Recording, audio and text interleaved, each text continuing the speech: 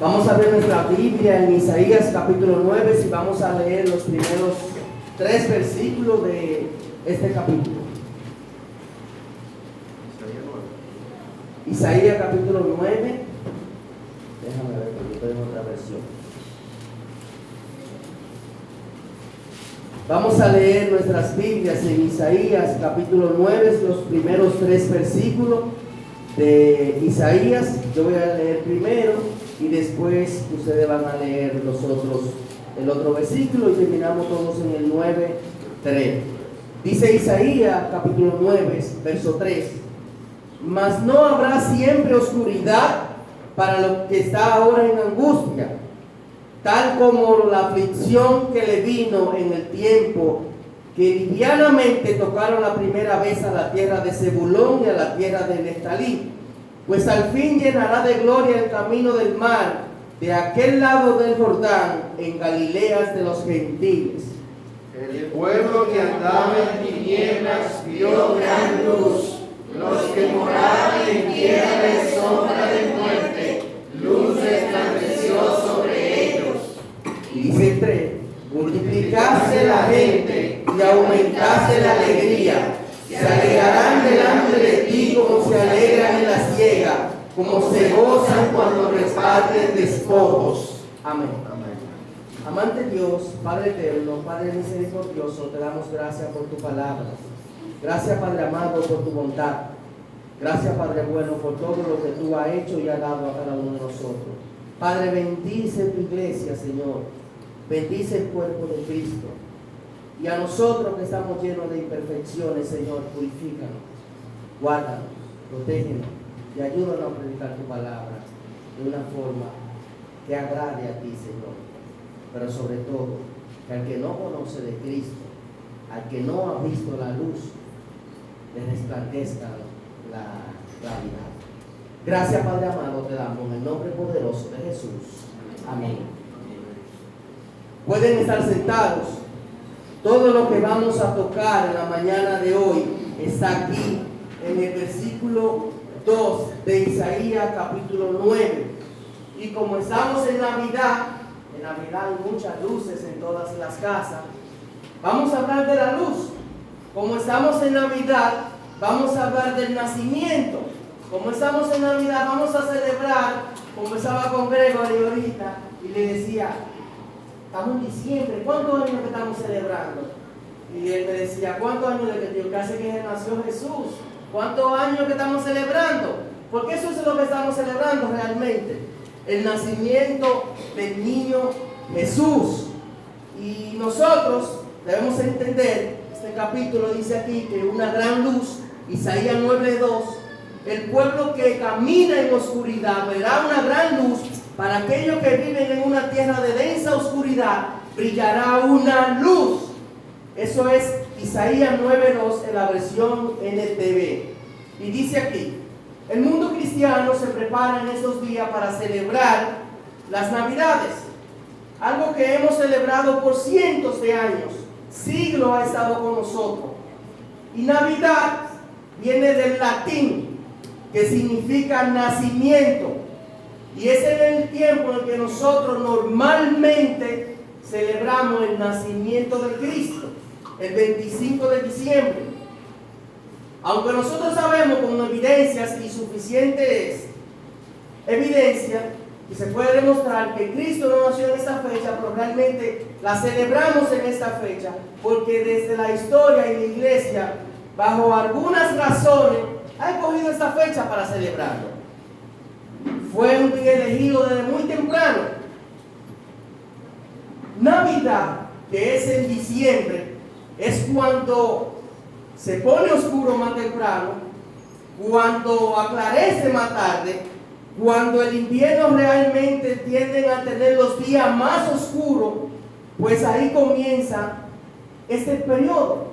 Y sucede que desde el 25 de diciembre en adelante, cuando se supone que debe hacer pues frío y es oscuro, es cuando del 25 de diciembre en adelante, cuando los días comienzan a esclarecerse, cuando los días comienzan realmente a prolongarse.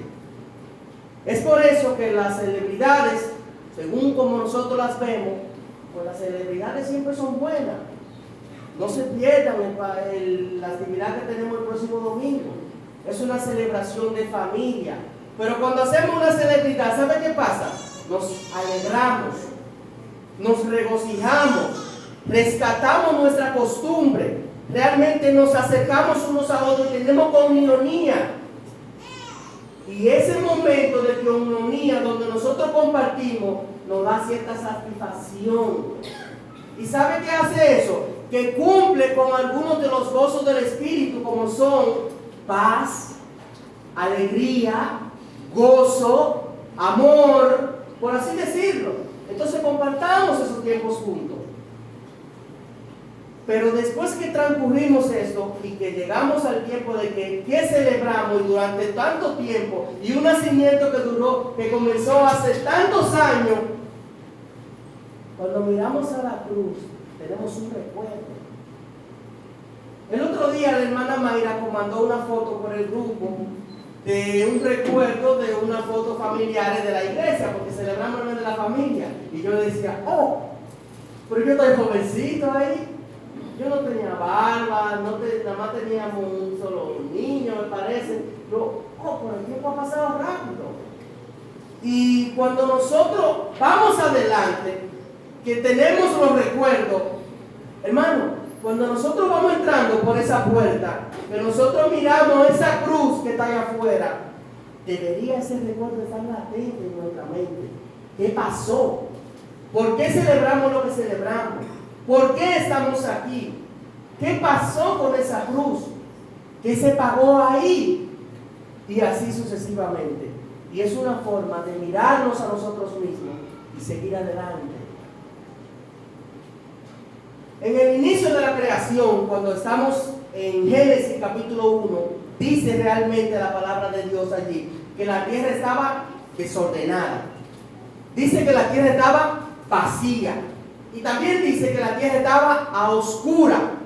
Dice Génesis capítulo 1, del verso 1 en adelante. Estoy en otra versión.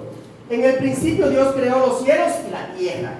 El verso 2, la tierra no tenía forma y estaba vacía y la oscuridad la cubría y cubría las aguas profundas, dice.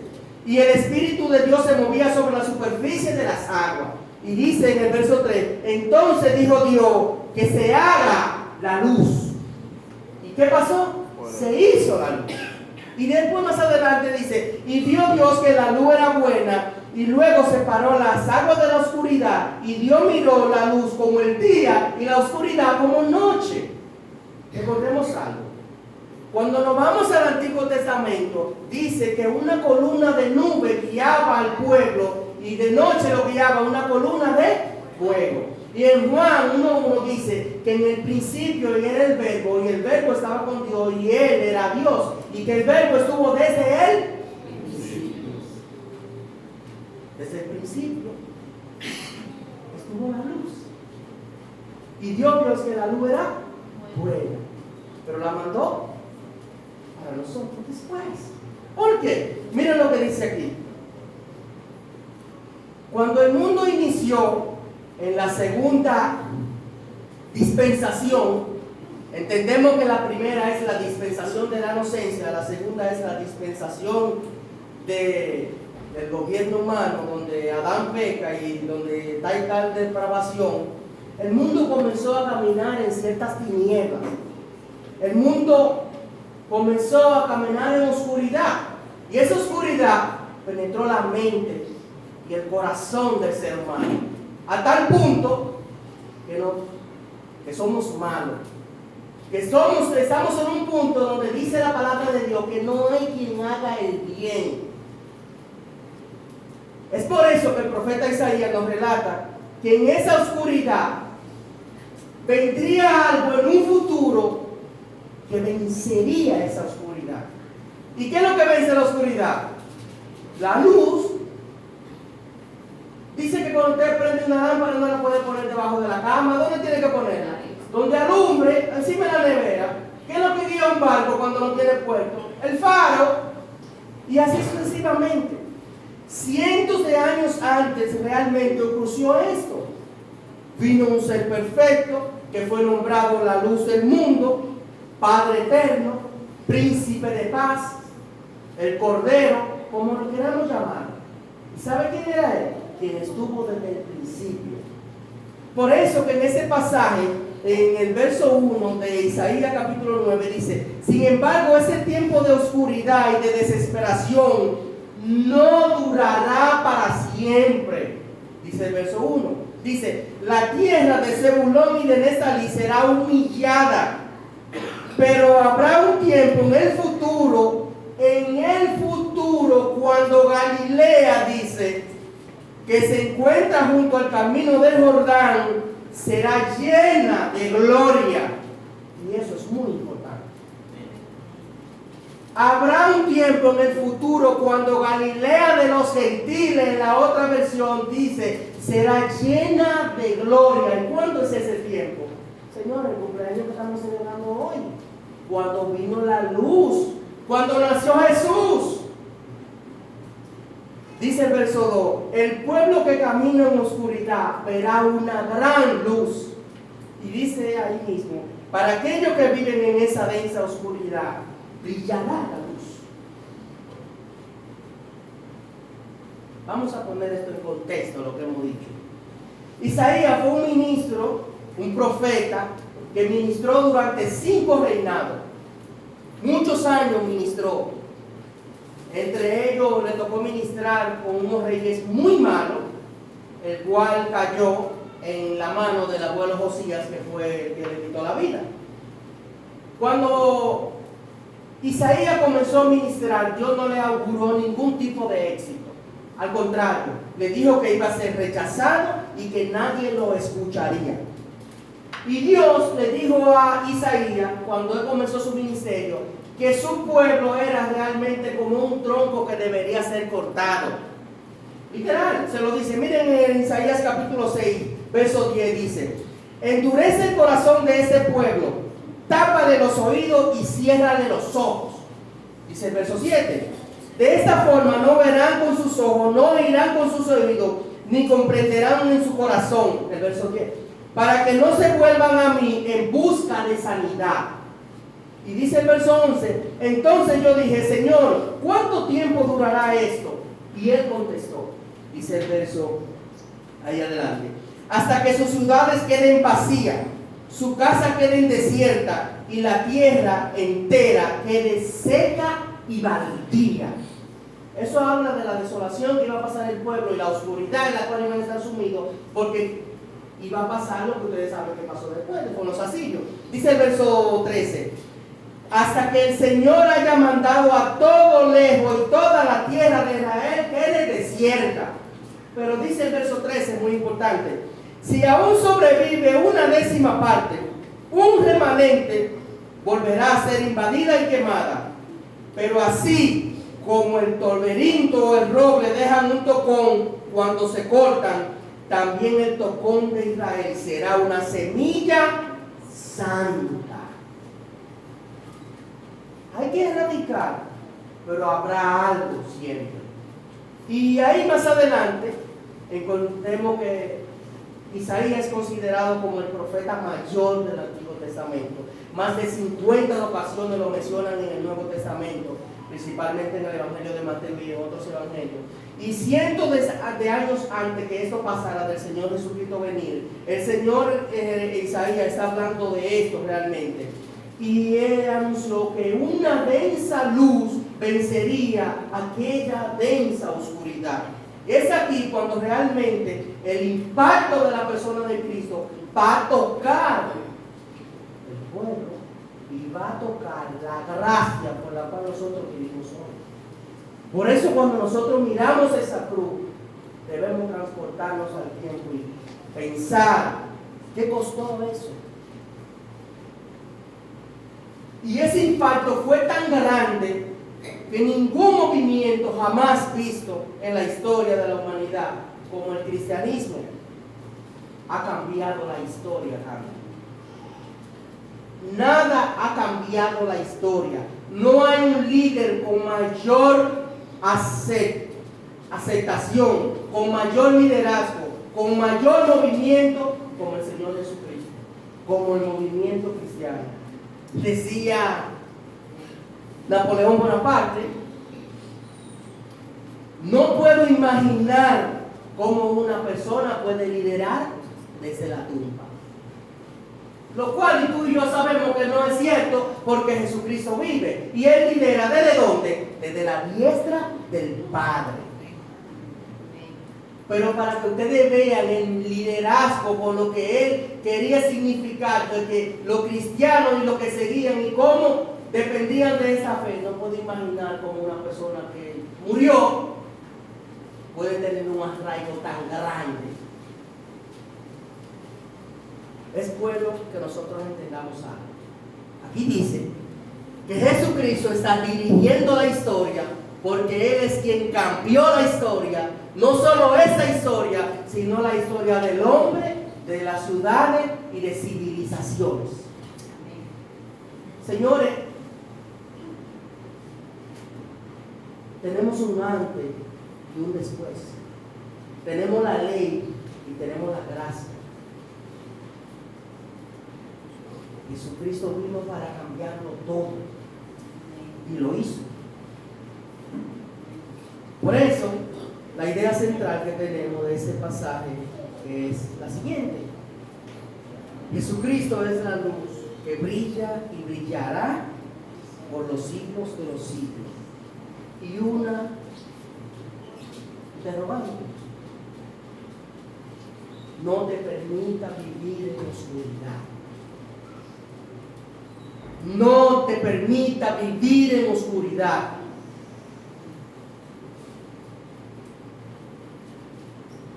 Hay tres puntitos muy importantes que vamos a ver ahora. ¿De qué está hablando el profeta cuando él dice que el pueblo estaba a oscura? ¿A qué se refiere cuando él le dice a Galilea que habrían tiempos llenos de gloria?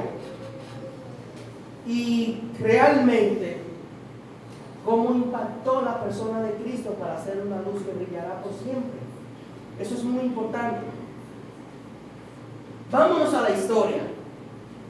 Ustedes saben que en Miqueas capítulo 5, verso 2, dice que el Señor Jesucristo iba a nacer en Belén de Judá.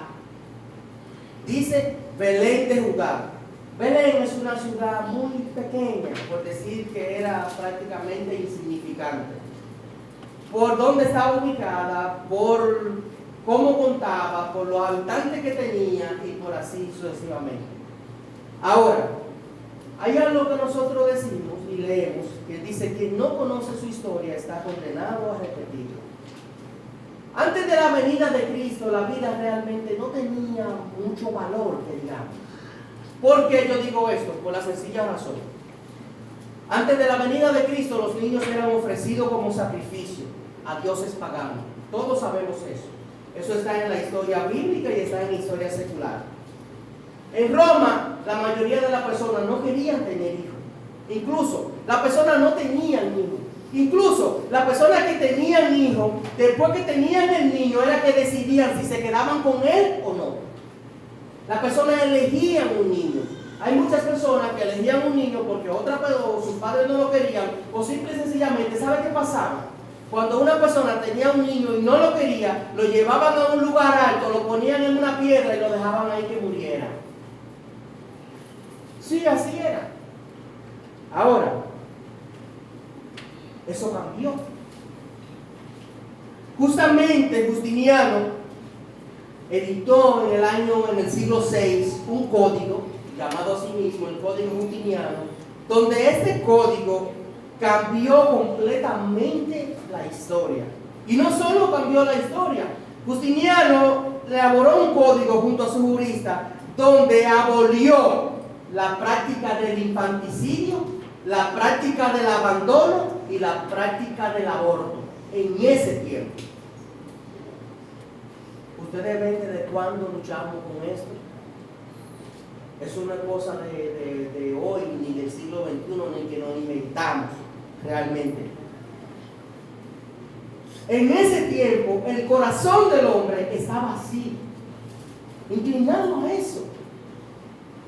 Pero cuando Cristo estuvo aquí, cambió la historia completamente. Dice el verso 1, y estamos aquí en el punto número 1, el verso 1 de Isaías capítulo 9 dice: sin embargo, ese tiempo de oscuridad, de desesperación, no durará para siempre. Sin embargo, no obstante, a pesar de, en cambio, pero muchas veces, muchos de nosotros, muchos que somos pesimistas, que somos desesperados, que somos impacientes, a veces pensamos que los problemas, que las aflicciones nunca se van a acabar. ¿Y sabe qué? Se acaban. El Señor dice muy claro: venid a mí todos los que estén cargados y cansados. No lo dice.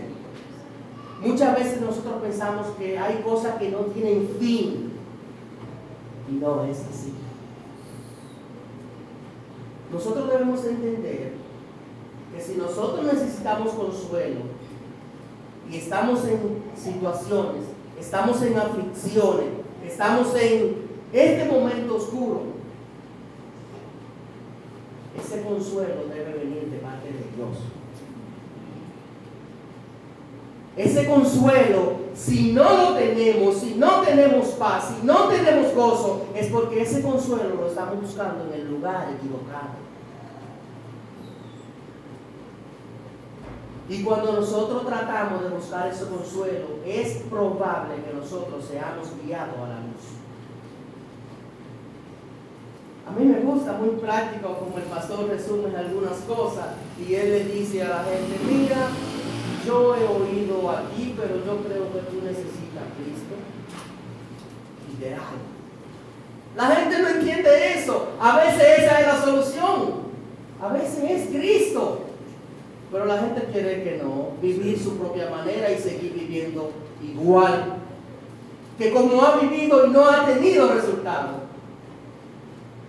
Hermano, si todavía tú estás a oscura, necesitas venir a la luz. Y la luz es Cristo. Dice en este texto: la tierra de Zebulón y de Neftalí. Dejemos en cuenta algo en la historia y donde estamos actualmente este texto hablándonos, Isaías. La tierra de Zebulón y de Neftalí era la ciudad de Jesús. Entendamos que Nazaret fue la ciudad de Jesús. Y cuando Nazaret rechazó a Jesús, pues Jesús se fue a Capernaum, donde Capernaum se encuentra junto al mar de Galilea, y allí esta provincia no era muy querida, que digamos, en ese entonces, pero estaba en la periferia del reino. De Nazaret, Jesús fue rechazado, dice muy claro: a los suyos vino y los suyos no le recibieron. Jesús hace en Capernaum lo que es su centro de mando, su comando de campaña, por así decirlo. Zebulón y Neftalí entonces están situadas en el norte, y Neftalí está a la orilla del mar de Galilea, y Zebulón está en la parte oeste. Nazaret estaba en Zebulón, y Capernaum, que era la base del centro de operaciones de Jesús, como le dije, está realmente ahí en Neftalí. Y esto se refiere al cumplimiento de los próximos tiempos, cuando el Señor afligiría a esa ciudad del nordeste. Ustedes saben lo que pasó con esta tierra. Y es un periodo donde comparativamente nosotros podemos ver, mediante lo que nosotros leemos y la oscuridad que va a venir, ¿sabe qué va a pasar? Que los asirios lo van a asolar, lo van a quebrar, lo van a llevar cautivo y van a repasar esta tierra una y otra vez. Porque el Señor dijo que así sería, para que ellos aprendan. Por eso es que Él habla de tal oscuridad. Por eso es que está pasando esto. Por eso es que el pueblo tiene que ser recurrente en estas acciones. Pero luego llegaría un momento más tarde donde ese sufrimiento sería quebrantado. Sería más tranquilo. Donde ese sufrimiento iba a acabar. ¿Cuándo pasaría eso? O después que el Señor trajo un sufrimiento más severo, cuando ellos fueron llevados cautivos. Por eso es que nosotros siempre decimos y tenemos una analogía de al final del túnel hay una luz. Cuando en la noche es más oscura, es cuando está a punto de amanecer. Cuando creemos que la respuesta es lo más difícil, el líder me ha enseñado que es lo más fácil. Literal. Entonces, ahora nosotros vemos esto y decimos, wow, el pueblo llevado cautivo, pero ¿por qué? Aquí lo dice, Segunda de Reyes capítulo 15, verso 29. ¿Qué pasó? ¿Por qué pasó? ¿Cómo pasó? Ah, mírenlo ahí donde lo dice.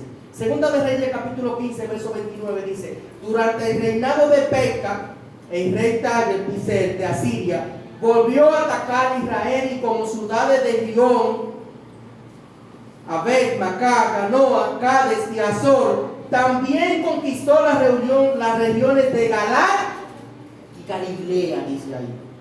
Y todo el territorio de Neftalí y los habitantes lo llevó cautivo a Siria.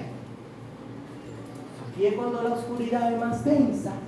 Aquí es cuando el pueblo está llevando cautivo. Aquí es cuando ellos son conquistados. Aquí es cuando lo llevan. Y dice aquí que Galilea, esa ciudad fue totalmente arrasada. ¿Y qué pasa? La invasión de los pueblos de Asiria sería terrible en ese momento para los pueblos judíos, especialmente para las regiones del norte, especialmente para esa tierra prometida. Esta región fueron la más devastada por la invasión, especialmente Galilea de los gentiles, que era una tierra poco estimada, poco querida. Por eso estuvo así. El pueblo estuvo a oscura.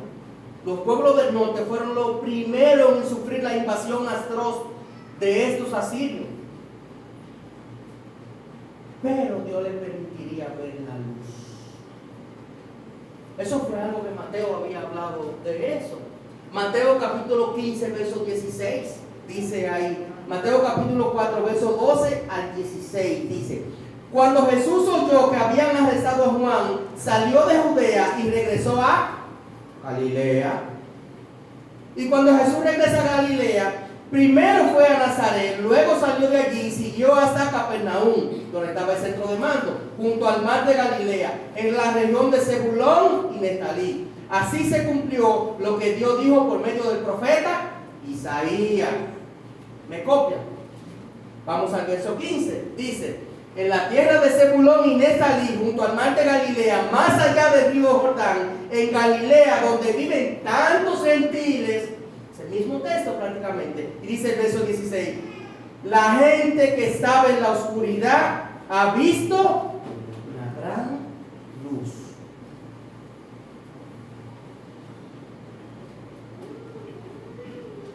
La gente que estaba en la oscuridad ha visto una gran luz.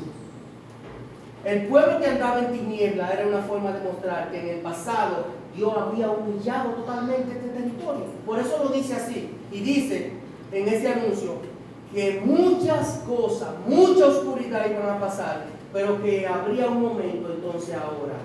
¿Saben qué pasaría? Lo que tenemos aquí.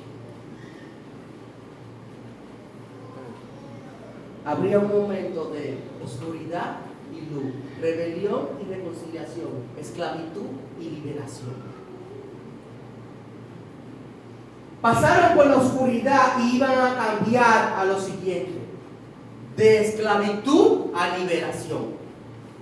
¿Por qué? Porque vendría un tiempo que, a pesar de la oscuridad, esas cosas del pasado, donde Dios lo humilló, por ese tiempo ya no valdrían la pena. Y vendría alguien que lo liberaría y que lo llevaría en luz y que nos demanda que nosotros andemos en esa luz, que andemos como Él anduvo y que seamos como Él es. Él dice que Él es justo, que Él es santo, que Él es... Y nosotros debemos hacer eso.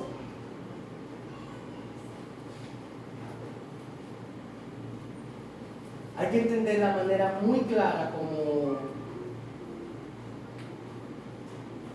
en su presencia y cómo se pasaron las cosas en esos días.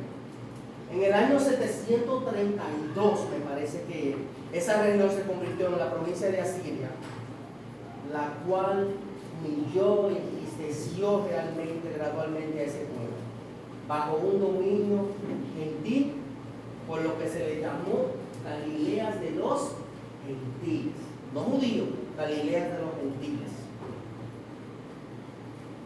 Y después de todo esto, vendría un tiempo de gloria.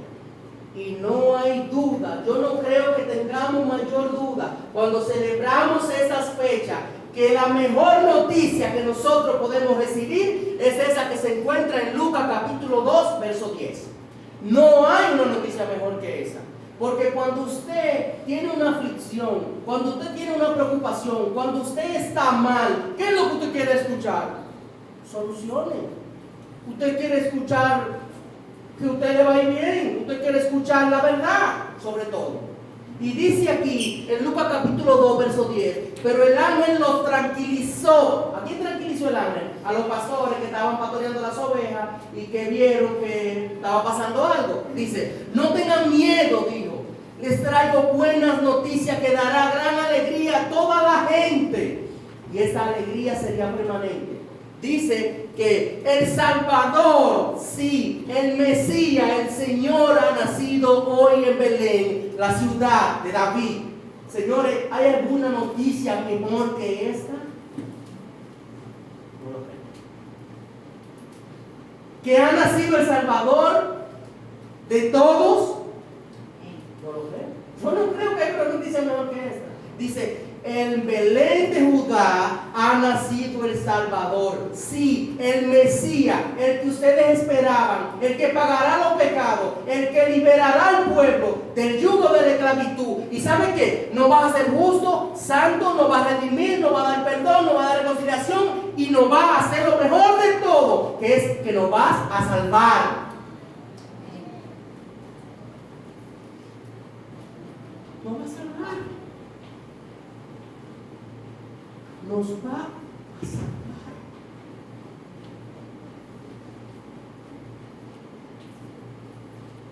Dice que llegará un tiempo en el que va a brillar la justificación, la redención, el perdón, la reconciliación y sobre todo la salvación.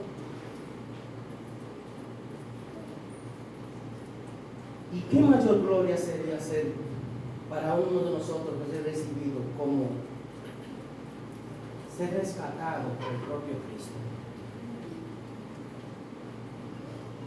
La primera venida de Cristo fue para dar vida abundantemente a todos los que creen en Él. La segunda venida Él va a venir por aquellos que creyeron, que han creído y que lo va a llevar con Él. Dice el tercer punto, que una gran luz va a brillar por siempre. Todos sabemos que Juan, están los 7 yo soy de Jesús hablando. En eso, donde Él proclamó en su tiempo, en su ministerio, yo soy el pan de vida, yo soy la puerta, yo soy el buen pastor, yo soy la resurrección y la vida, yo soy el camino, la verdad y la vida, yo soy la vida verdadera, yo soy la luz del mundo, dice Jesucristo. Dice Juan capítulo 8, verso 12.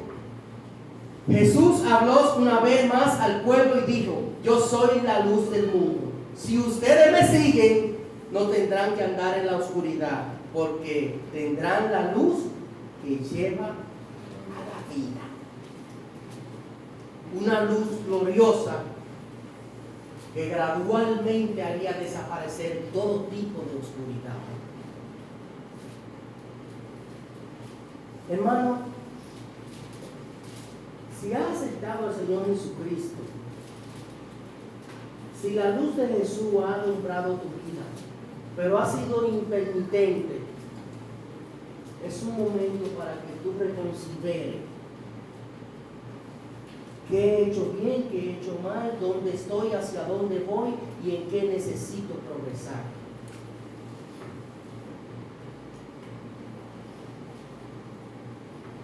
Toda tiniebla será descubierta por una luz que nadie puede apagar.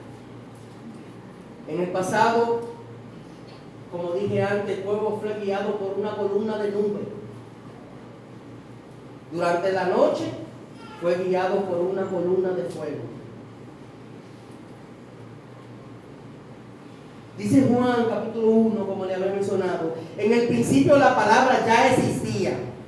La palabra estaba con Dios y la palabra era Dios.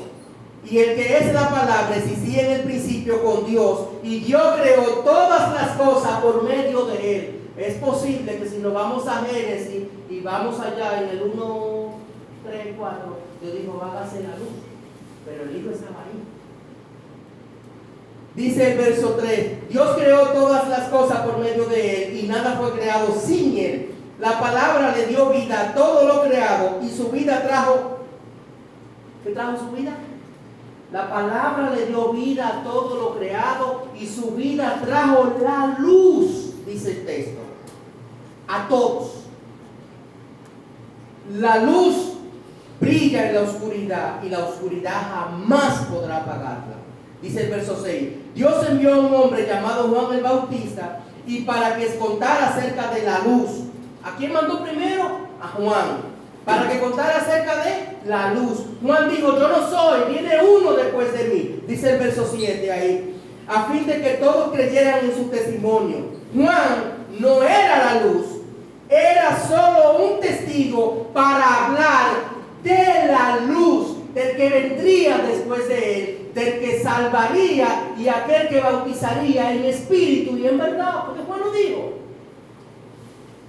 Y dice el verso 9, aquel que es la luz verdadera, quien da luz a todo, venía al mundo. ¿Y cuándo vino? En Lucas capítulo 2, cuando se le presentó aquello a los pastores, le dijo que el Mesías nacido en Belén. ¿Cuándo vino? Cuando los magos fueron a visitarle y dijimos, vinimos a ver el rey de los judíos que ha nacido. Ahí vino. ¿Cuándo vino? Ahora que estamos celebrando su nacimiento de hace más de 2000 años. Vino. Dice el verso 8 de nuevo. Juan no era la luz, era solo un testigo para hablar de la luz. Aquel que es la luz verdadera, quien vendría todo, venía al mundo. Vino al mismo mundo que a él había creado, que él había creado. Él estuvo en la creación desde el principio, porque dice que en el principio él era Dios y él estaba con Dios y él era la palabra y él estuvo ahí. Y dice aquí, pero el mundo no lo reconoció. Vino a los de su propio pueblo y hasta ellos lo rechazaron. Juan capítulo 1, del 1 al 10. Voy a concluir con esto. ¿Quién es la luz? Jesús. ¿Qué decía la canción, niño, hace 2 semanas? Déjate alumbrar por la luz de Jesús. La ciudad de Capernaum tuvo a la luz más que cualquier otra ciudad. Por tanto, y por eso mismo, el Señor Jesucristo pronunció juicio contra Capernaum. ¿Por qué? Porque Capernaum, Corazín y Betsaida, en Marcos capítulo 6, dice que el Señor Jesucristo no pudo hacer allí ningún milagro, pero no era porque Él no podía. Dice ahí claro en el verso 7, por la incredulidad de ellos. Él estuvo ahí, su centro de mando estuvo ahí, y ellos no le recibieron, no lo aceptaron. Por eso el Señor le mandó juicio contra ellos. Yo pregunto, ¿qué sería del mundo si Cristo no habría venido? No contestemos eso. Yo pregunto ahora, ¿qué habría pasado? Pero la pregunta realmente que tenemos que hacernos es, después que vino y que sabemos de Él, ¿qué hemos hecho? ¿Por qué hay gente que todavía se permite vivir en oscuridad? No lo sabemos. ¿Dónde estaríamos? No hay forma de que pudiéramos imaginar. El Mesías prometido años antes por el profeta Isaías, el niño, el consejero, el príncipe de paz, vino a rescatar y prometió que volverá. A los suyos vino y los suyos no le recibieron. El corazón del hombre es engañoso. Hay momentos en que el hombre nunca ha querido acceder a la verdad, aceptar la verdad, dejarse alumbrar por la luz, que es Jesús. Engañado, perdido, en oscuridad, hermano. La gente no tiene que vivir así. La gente no tiene que vivir así. Dice ahí Juan capítulo 1:5 que la luz brilla en la oscuridad. Como consecuencia de estar así, permanecer en esa práctica, la persona continúa perdida. Permanecen en esas condiciones, permanecen engañados, permanecen perdidos. Y cuando el hombre busca llenar su vida, la parte que le da seguridad, la parte que lo hace feliz, la parte que lo hace ser exitoso con cualquier cosa que no sea Cristo. ¿Y sabe qué pasa? Se engaña. Dice Salomón que es vanidad. Pero Salomón también dice que el Señor es el todo del hombre. Yo invitaría a que todo el que no conoce de Cristo aquí le conozca. Y todo el que conoce haga el papel de ser quien lleve esa luz, esa claridad a aquellos que están viviendo a oscuras. Hermano, nosotros no podemos convertir a nadie.